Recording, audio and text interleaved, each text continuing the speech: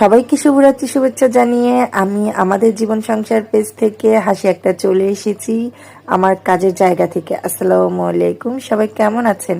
আশা করি সবাই অনেক বেশি ভালো আছেন। হ্যাঁ, আপনাদের দোয়া ও ভালোবাসায় আমি অনেকটা ভালো আছি, অনেক ভালো আছি, আলহামদুলিল্লাহ ভালো আছি।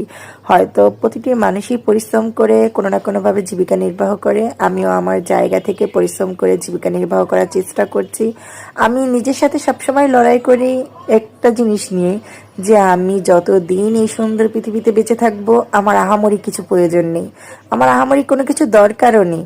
ভালো থাকতে হলে না আসলে বেশি কিছু লাগে না, ভালো থাকতে হলে শুধু ভালো মনের একজন মানুষ পাশে থাকতে হয় আর জীবিকা নির্বাহ করে নিজের রিজিক নির্ধারণ করতে হয়। হ্যাঁ, আল্লাহ পাক আমাদেরকে রিজিক দিয়েছেন, সেই রিজিকটা হয়তো আমাদের কাছে আসবে, সেই জায়গাটাও আল্লাহ পাক তৈরি করে দিয়েছেন।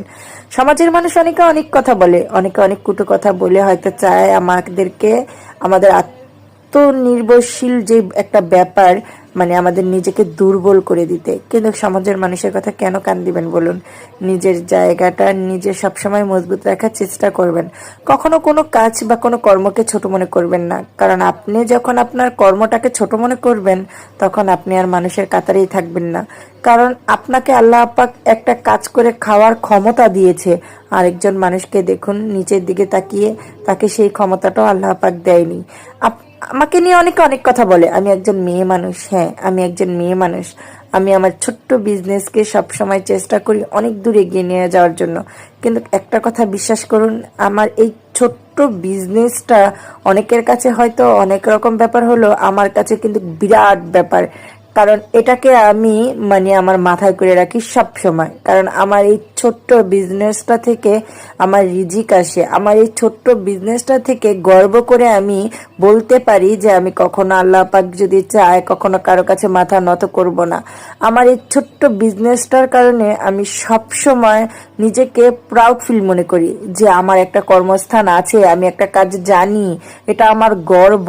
সেটা হোক অনেকের কাছে ছোট, কারণ হাতের 5টা আঙ্গুল যেমন এক সমান না, প্রত্যেকটা মানুষের কর্মের স্থানও এক নয়। একটা জিনিস মনে রাখবেন, আজকে আমি আছি, কালকে আমি নাও থাকতে পারি, কারণ আমরা এক সেকেন্ডের ভরসা কখনোই দিতে পারবো না। এই 2 দিনের দুনিয়ায় কেন এত অহংকার, কেন এত গৌরব, কেন এত মানে এত দণ্ড? আমি চাই না কারোর সাথে কোনো প্রকার দণ্ড রাখতে, আমি চাই না কারোর সাথে কোনো প্রকার অহংকার দেখাতে, আমি চাই না কারোর সাথে কোনো মনোমালিন্য রাখতে। আমি সবসময় চাই সবার সাথে ভালো একটা আন্ডারস্ট্যান্ডিং রাখতে। কিন্তু আমার ব্যর্থতারা কোথায় জানেন? কারণ আমার ভালোবাসাটাকে সবাই আমার দুর্বল ভেবে নেয়, আমার ভালোবাসাটাকেই তারা আমার দুর্বল ভেবে নিয়ে আমাকে আঘাত করে।